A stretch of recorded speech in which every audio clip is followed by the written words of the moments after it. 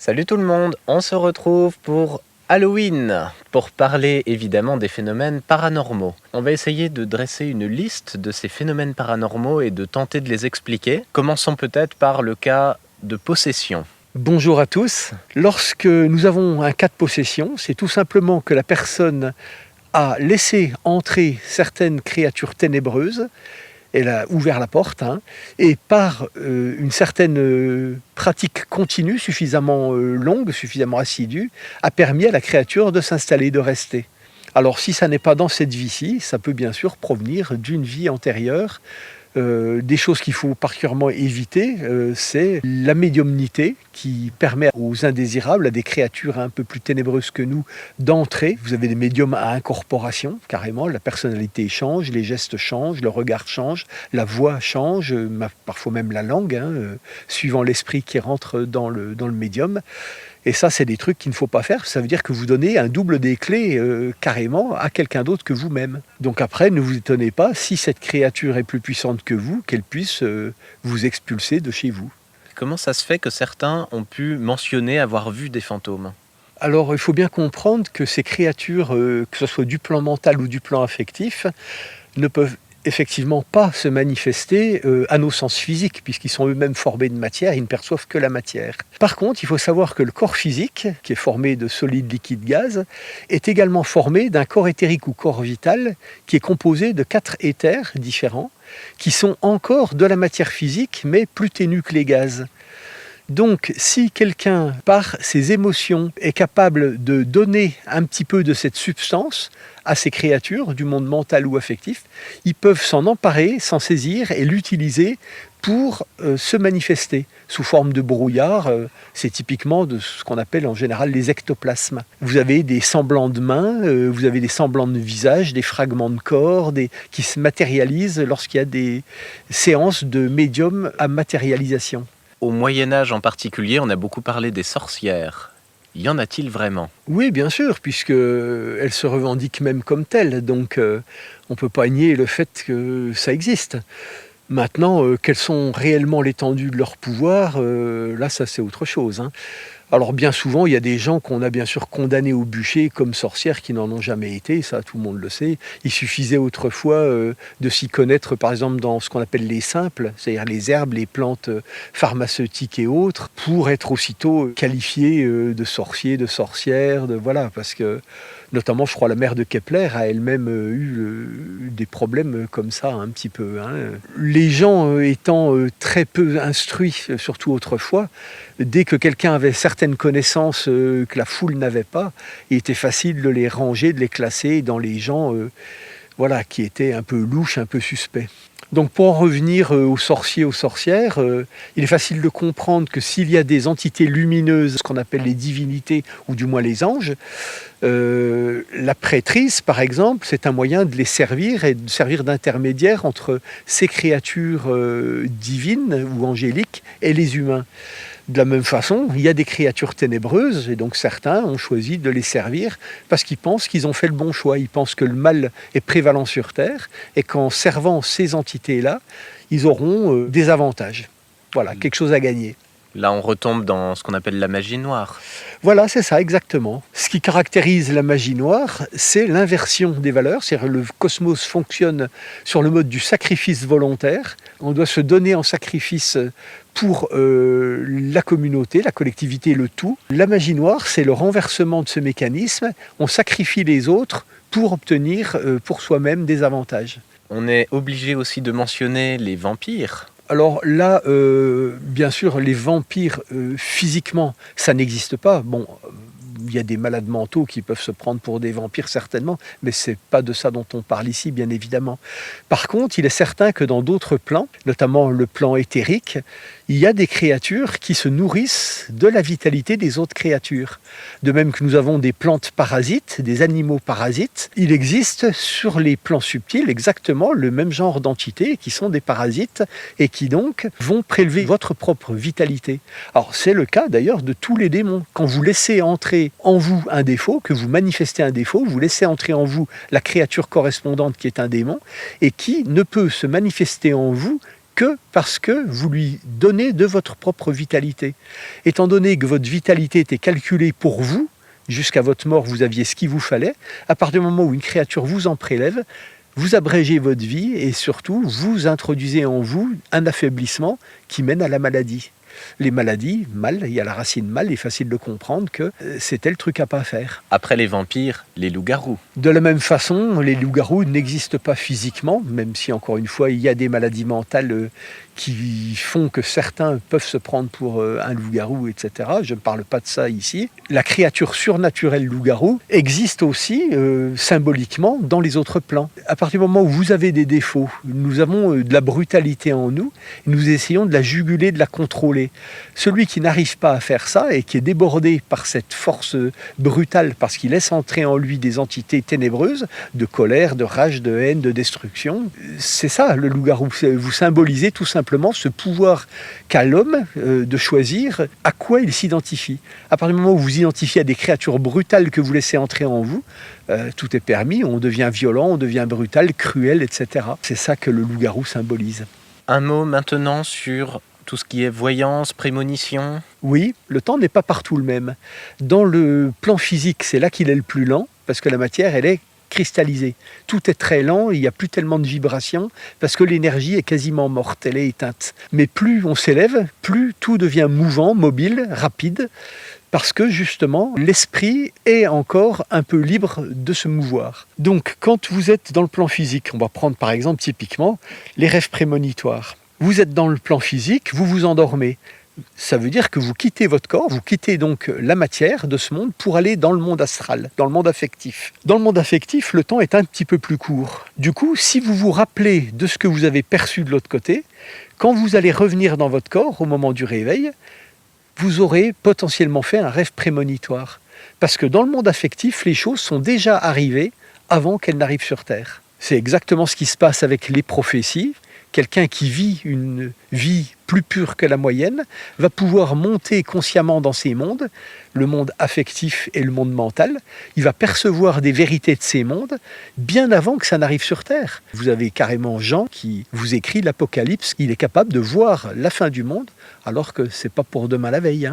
Quant à la voyance, elle peut bien sûr utiliser ces raccourcis du temps pour fonctionner, mais il faut savoir aussi que c'est lié surtout, la voyance, au fait que la personne qui est voyante, étant plus sensible, étant potentiellement plus évoluée que la majorité, elle a fait déjà ce travail de fusion qui la relie aux autres. Elle ne se sent pas séparée des autres. Du coup, elle vient à l'intérieur de l'autre, lire ce que l'autre ne peut pas lire parce qu'il est moins sensible. Ce qui fait que la voyance n'est rien d'autre que s'identifier à l'autre en ayant une lecture un peu plus fine, un peu plus subtile. Qu'est-ce que tu as à dire sur les magnétiseurs ? Alors, on se rappelle que le corps physique a un double qui est le corps éthérique ou corps vital, composé de 4 éthers. Dans ces 4 éthers, il y en a 2 qui sont les éthers supérieurs, l'un servant à la mémoire, l'autre aux 5 sens. Par contre, les 2 du bas sont liés à la vie elle-même. Le corps en a besoin pour fonctionner. Un magnétiseur, c'est quelqu'un qui a plus d'éthers que la moyenne, en tout cas les 2 du bas, il en a davantage que la plupart des gens, et il est capable d'en prélever et d'en donner. Ce qui fait qu'il peut retirer vos éthers lorsqu'ils sont corrompus, parce que lorsqu'il y a maladie, c'est que les 2 éthers du bas sont souvent grisés ou d'une couleur un petit peu ténébreuse, on va dire, au lieu d'être lumineux. Et il peut vous en donner à la place des siens qui sont de meilleure qualité que ceux que vous avez si vous êtes malade. Alors, le problème, il y en a quand même un, c'est que si le seau est percé, on aura beau remettre de l'eau dedans, ce que fait le magnétiseur, il vous donne de ses éthers, vous allez bientôt épuiser le nouveau stock qu'il vous a donné, puisque vous avez déjà préalablement épuisé le vôtre. On peut peut-être parler des morts vivants ? Alors, je sais qu'il existe des traditions, notamment dans le vaudou, etc., où on prétend faire revenir à la vie des cadavres pour que le phénomène se produise. Il faut que ça soit une fausse mort, une mort apparente en tout cas.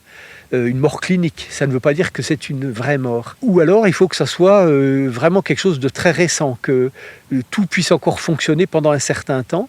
Et en invitant un esprit à entrer dans le corps, il peut encore peut-être l'animer un tout petit peu, pendant quelques heures, rarement plusieurs jours, parce qu'ils n'auront pas la vitalité pour tenir aussi longtemps. Dans tous les cas, il s'agit d'inviter un esprit pour qu'il redonne vie au corps qui a été abandonné, hein, tout simplement. Puisqu'il faut qu'un esprit soit dans un corps pour que ce corps soit vivant, qu'il puisse agir, fonctionner.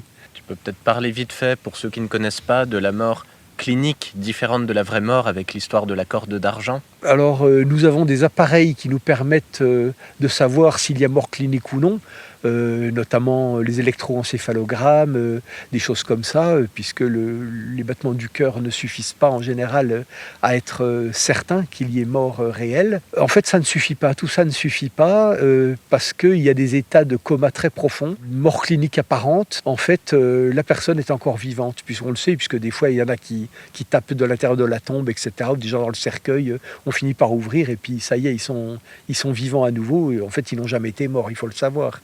Simplement, il s'agissait d'une mort apparente et la science n'a pas pu détecter que la vie était toujours là. Pour le spiritualiste, il n'y a mort réellement que quand l'esprit quitte définitivement le corps.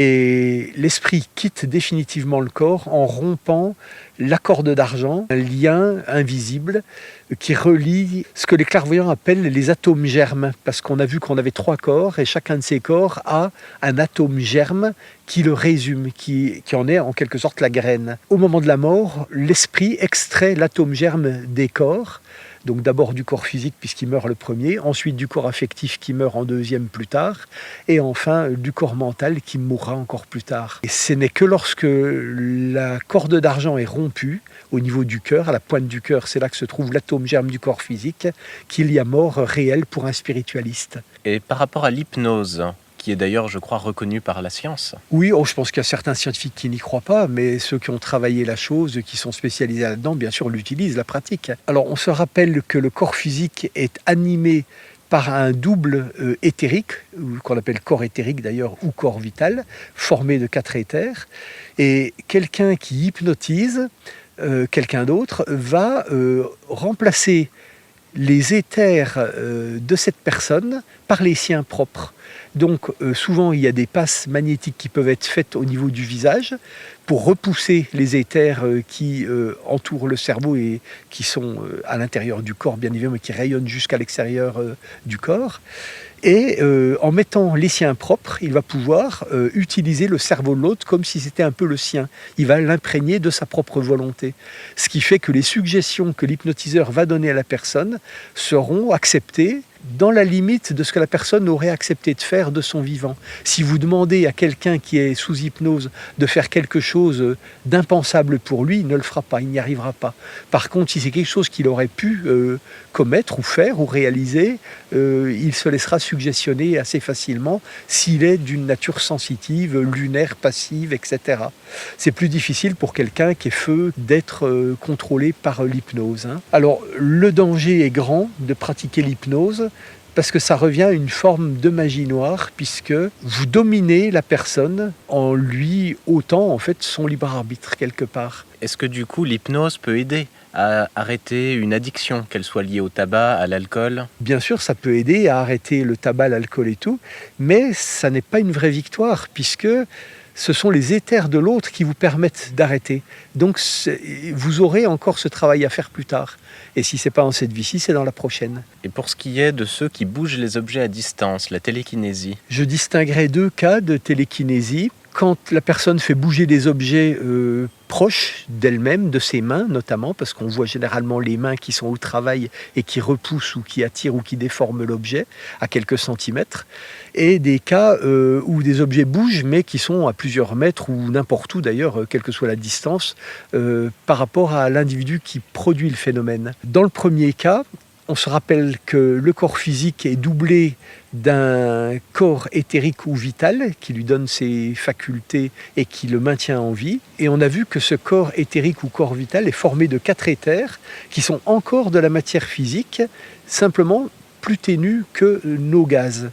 Parce que la chimie ne reconnaît actuellement que les solides, les liquides et les gaz. Il y a encore 4 éthers qui sont des états plus subtils de la matière. À partir du moment où nous savons que c'est encore de la matière, il suffit qu'une personne, par sa concentration, sa volonté, arrive à densifier un peu ces éthers suffisamment, ça lui permettra de pousser des objets, de les mouvoir si c'est des objets qui sont suffisamment légers ou peut-être en résonance de par leurs matériaux.